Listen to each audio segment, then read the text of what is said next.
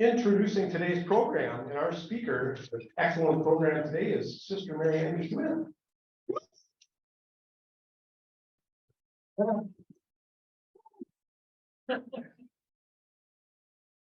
Excited for the speaker. I'm always impressed with Catherine because she does, you know, with the Rotarians and the news from her phone. So I thought, sorry, I'm going to try that with the speaker today. So here goes. I asked Jason what he wanted me to say, and here we go. Jason Larson is the Executive Director of St. Clare Health Mission, a free clinic. He began this role in February of 2020, 3 weeks before the global pandemic. What fun. His crucial work includes nonprofit mission advancement, program development, and philanthropy through dilution of idealistic visions into pragmatic solutions. That's a mouthful. In his free time, he enjoys mountain biking, hiking, cross-country skiing, and getting outside with his 3 sons. And then the first response he gave me told me that he was Andy Backham's favorite presenter. So please welcome Andy's favorite presenter, Jason. If you got trouble, let me know. Got a few notes and just a few slides, and yeah, true. She emailed me what she should say in my introduction. I said, right, Jason Larson, Executive Director of St. Clare Health Mission, Andy Backham's favorite speaker. And she said no, so then I made it a little more fun for everyone. So yeah, Executive Director of St. Clare Health Mission, really here to talk solely about the Rotary mobile clinic today, but just a little primer on St. Clare Health Mission, because it in itself, even among free clinics, is really unique. So started almost 30 years ago with Sister LeClaire Perez, and really uncommon among free clinics. It was started with the full support of what's now Mayo Clinic Health System La Crosse and Gunderson Health System. So you fast forward almost 30 years, our board makeup is 3 representatives from Mayo, 3 representatives from Gunderson, and 1 from FSPA. So even 30 years later, if I need volunteers, if I have challenges that I can't solve, I have a whole network of medical professionals to work with. So it creates a really robust nonprofit. And unique to St. Clare over the past year to 10 years is last year, our patient volume was up over 40% from the previous year. So really seeing an increase in numbers. And if you look from Affordable Care Act, fast forward about 10 years, our demographic and patient population, if you look around, was much like this room 10 years ago. Now our patients are 55% immigrant Latino folks, and then a smattering of everyone else. So just a huge rise in the immigrant population for really 2 reasons. They're not able, even if they can afford it, to buy into US healthcare, and primarily uninsured and working poor folks. So I think those are the notable pieces of what brings us here today. And so again, going to talk about the Rotary Mobile Clinic and how that came to be. So I'll read these. It's the only part of the slides I think I'll read. All the rest of them are really just pictures. But Rotary, together we see a world where people unite and take action to create lasting change across the globe, in our communities and in ourselves. St. Clare Health Mission, we envision a community where all have access to quality health care.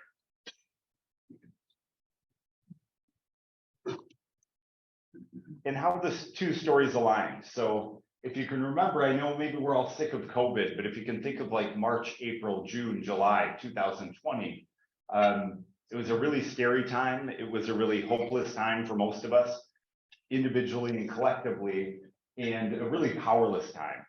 And Josh Mancy of Rotary during that thought, you know, our clubs aren't meeting, our Rotary clubs, maybe we're meeting online. And as individuals, Rotarians, in the community at large, we were just feeling pretty hopeless, pretty powerless. And he thought, what if we were to do something during this time that was really huge and really impactful for our communities, by inviting all the area Rotary clubs to get together and work on a big international project. And so that's really the seed of how this began. They invited 7 to 10 nonprofits to speak about, if you had a big dream, a big goal that you could realize with our Rotarian help, what would that be? And I won't name names, but as a Rotarian, when I was invited to come present, they walked me into the room where another group was already presenting. And this group was a big organization in our community, and all the heavies from that organization were presenting. And my heart went into my stomach, and I said to the Rotarian next to me, I'm presenting next. I don't think I'm supposed to be in this room. Walked out and just knew I had already lost it, because their idea was a great idea that has come to fruition as well. But my pitch was that, think of yourself individually as a Rotarian, what this club does. We travel to other countries to do this work. We travel outside of our communities to do this work, to help the poor, to help the uninsured, to increase healthcare. We have a huge need right here in our region to do that. And so fortunate that they chose the Rotary Mobile Clinic. So again, COVID, there were delays every 3 months, 6 months for about 1.5 years. So truth be told, when the Rotary Clinic finally got here August 4th, I had created this program and had it launching in March and then June. And so when it was finally coming, August 4th, Moon Tunes, I really had to get in gear because I didn't believe it was actually coming. I'd been kind of tricked twice before. But this is Moon Tunes. Dean, Josh, Marissa went and picked the vehicle up in Ohio, another huge fear of mine. So you're going to go to Ohio and drive it back. But they did it, and I think Marissa did most of the driving. So I was there when they tried to back it in to hide it for a few days into the Rotary Lights garage. It didn't quite fit, which we found out the hard way, but it was fine. It just touched one of the air conditioning vents on top. And then a lot of you were probably there for the Moon Tunes unveiling, and you can see Bill Pritchard there and Richard Strauss. I don't think Richard Strauss is here today, but just a point on Richard Strauss. He is not at clinic a lot. He's at almost every clinic. So almost every Tuesday and Thursday night, we see Richard as a medical interpreter. And Richard, I think he even gets a little frustrated if people mention that he's a medical doctor. He's there as a medical interpreter and there almost every night.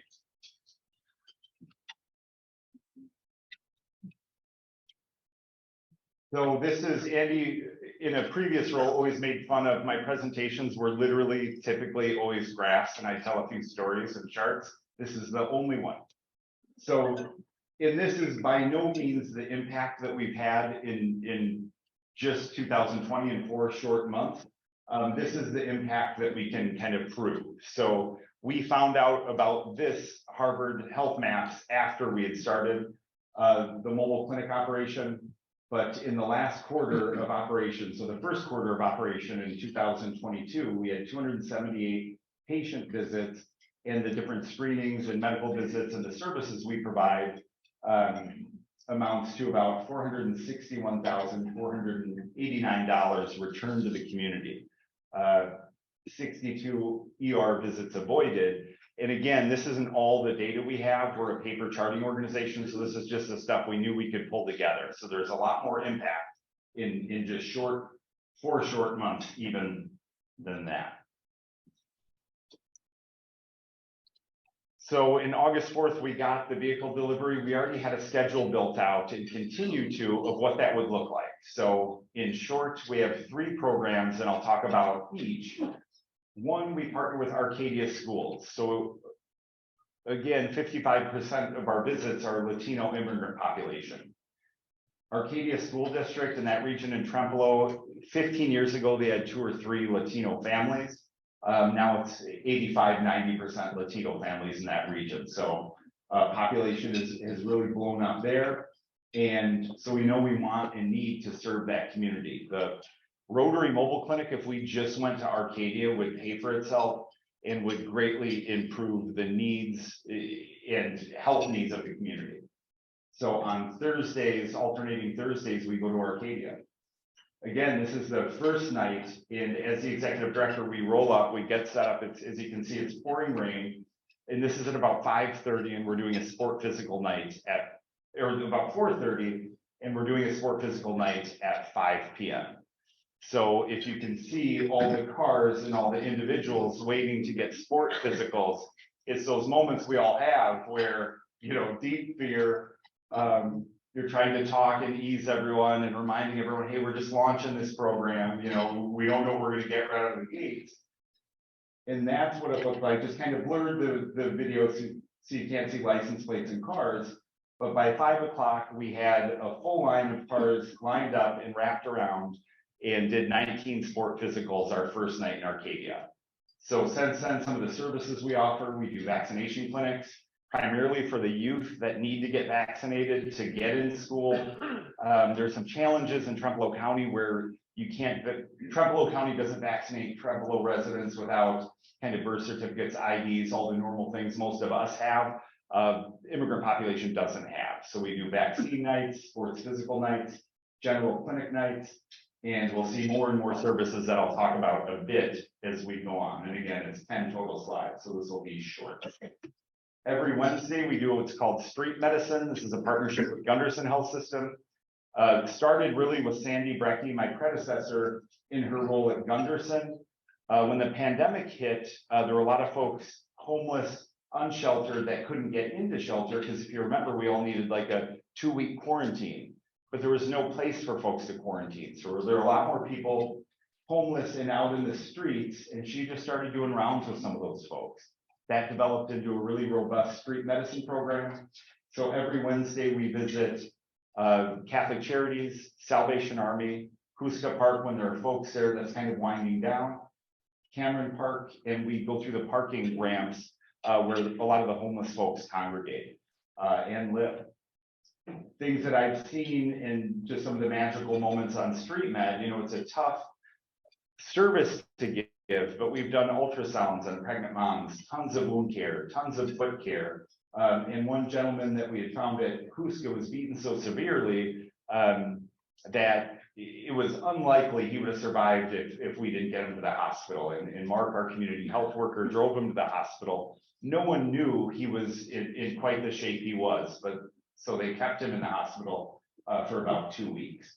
And again, a lot of the successes on this are just connecting with folks week after week. So helping folks, it's not a one and done, you know, getting back on mental health medications. And then a week later, their medication was lost or stolen.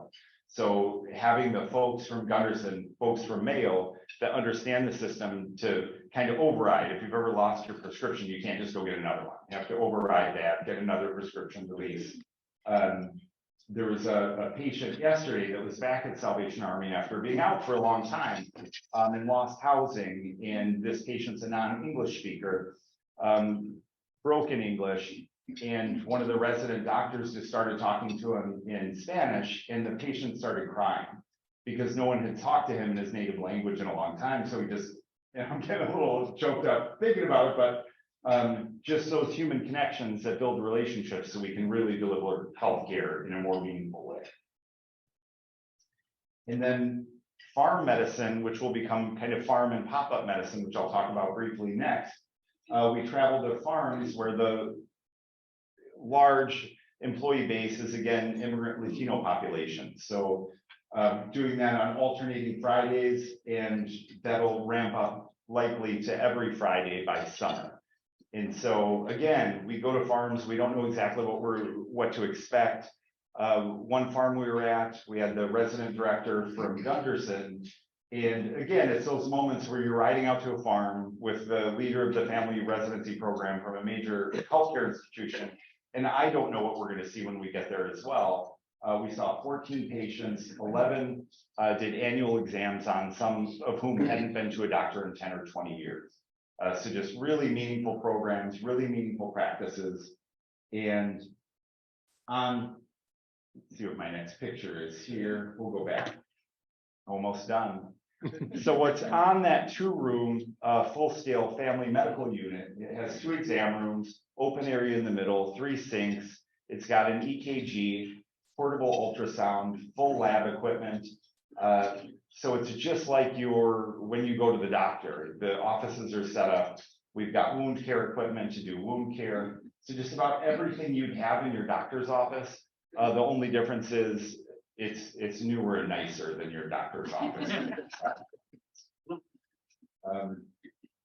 With that, I'm thinking of anything else to touch on. What we're going to see over the course of the next few months and by summer, we're creating a partnership now with independent schools. We'll be there probably about once a month to serve the similar population as we see in Arcadia. We're just starting conversations, had one today with area nonprofits where there are different folks we know we should be seeing a lot more of that we don't. So going on their turf to serve healthcare with various nonprofit partners there to create those safe relationships to then get folks to St. Clair Health Mission. You know, some of the things that are so sad that we see that are also so beautiful. In one of the sports physicals, one of the docs diagnosed seizure disorder in a youth, that they were new to the States and the family had no idea what was happening to their child, but they recognized it was seizure disorder. And every week we see and hear those stories. And then because of those partnerships with Mayo and Gunderson, we're able to, at no cost to the patient, connect them to larger care within those institutions. So with that was a lot. And as Mary Kay has told me for 10 years, I was not too fast. But yeah, what questions do you have? No, what might go for it. And Jason, do you have a permanent staff at the clinic or as a rotating group, or how does that staffing work? Oh, it's such a good question. So we have a small staff, primarily myself, part-time clinic director, part-time pharmacy director, very part-time, about 10 hours each. We have a couple community health workers and working to add more, writing a grant right now for a full-time community health worker that would just work with the mobile medical clinic program. And then new in the last year and a half, we also have a full-time mental health therapist. Sue Durkee, I'm wondering what else do you still need or hope for someday for equipment, or is the endowment to keep caring for this vehicle? Yeah, so the endowment, the Rotary endowment or the Rotary fund for the vehicle is vehicle maintenance. So all that will be taken care of for some time, and equipment that we need. So not like gauze and needles and different things like that, but you know, if we need a high quality medical equipment, we have a fund there for that.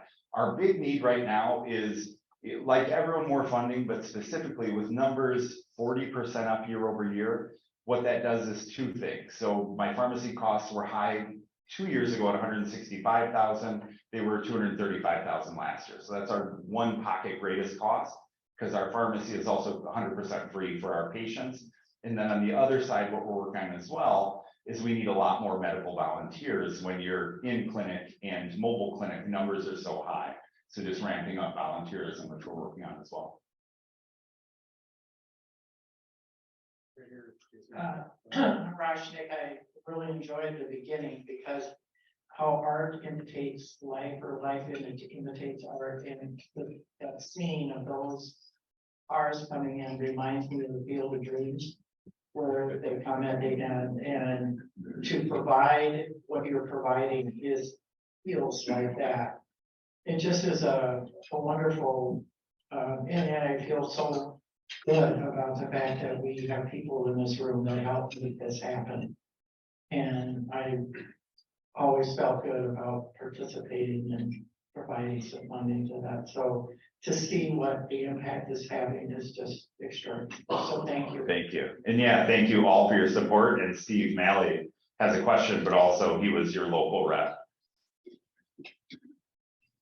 Actually, thanks for the shout out, but it was Gene that was really the lead from our club that did so much. And Josh Mancy, if you know him and his energy, just amazing. The reason I wanted to touch base on this, you might be able to help remind us, many times when we're making our pledges to Rotary, to the Rotary Foundation International, this vision was to actually pull in foreign clubs to actually join with us. And can you remind us where the other clubs across the world actually made this happen? So when you commit money to the foundation, it actually came back to us as part of funding. This wasn't just local money. It was, please remind me. Yeah, and I can't think of all three, but German club, not Switzerland. I'm so bad. I should know the answer to that. Really moving on.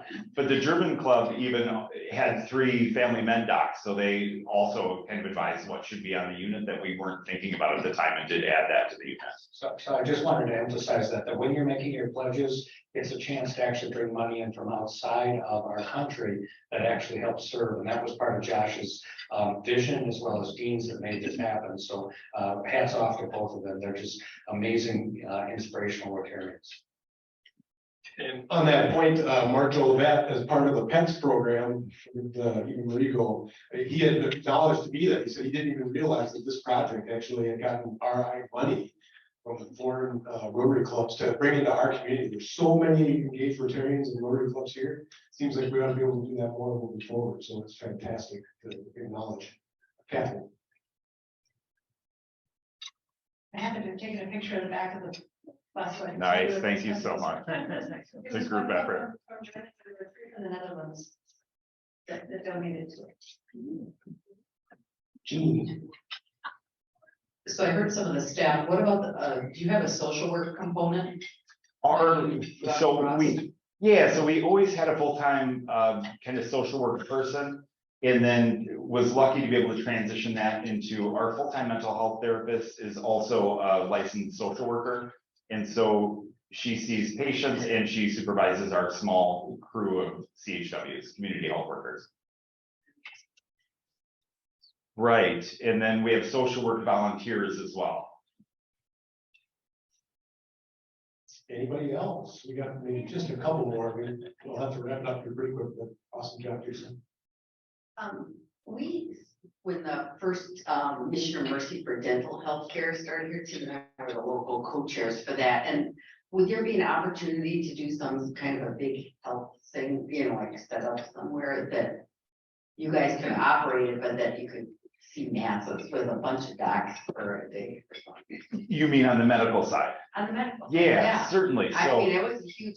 When I looked at the pictures of the cars, like I walked out from our dinner after setting up for days, and we were afraid like nobody could come. There was a line around the Right. building that sat there overnight, and that's how it's been for all of us. So I was wondering, I'd be glad to help with that, organize that. I have no medical. yeah, and some things on a smaller scale like that are happening. So most of our work in Arcadia, really all the work in Trumbull County, we partner with Bridges Health out of Winona State University, a free nursing led clinic. And so some might know, there's also work to get this unit in Minnesota, and they're working on that, and we're gonna be able to make that happen. But there's also work, I don't know if I'm able to say, but one of the health systems is building a pediatric mobile unit now. A few of the addiction organizations are building units now. So we really, because of your support in Rotarians, we're able to do something probably 5 to 10 years sooner as a small nonprofit that really you could argue a small nonprofit like ours needs it the most for our folks. So some of those things are in the works. We got one online. Ty Wu is online today, and it's more of a thank you, probably Jason, more of a question, but he notes that I'll just read it. St. Clair Health Care was one time the mother health for the mom. Mother health is like our mother that told us what to do. The health of the mom was better due to the clinic. His agency, La Crosse Area Mom Mutual Assistance Association, and La Crosse County Health work in partnership with both healthcare organizations to improve the health among the mom. They're certainly one of the race that made good use and prosperous thanks to programs like this, and we want to thank you for that. Yeah, and yeah, thank you. And so I wanted this to be really focused on the Rotary Mobile Clinic and a thank you. But yeah, so it was the Indo-Chinese screening clinic for about a decade before then it became also St. Clair Health Mission and then fused into St. Clair Health Mission. Yeah, time for one more if we wanted to. We'll have to wrap up. Thank you. You're going to Arcadia every week or every other week, and you're talking about independence. Anything to the south, Roebuck Valley, Westby, any of those? Yeah, so we also alternating Thursdays started out alternating in Arcadia and in Monroe County at Toma Health. And that's with our partner, St. Clair Health Mission of Monroe County, who has no affiliation with us, oddly enough. Kind of the different sisters that started, they just gave them all the St. Clair Health Mission stuff back in the day.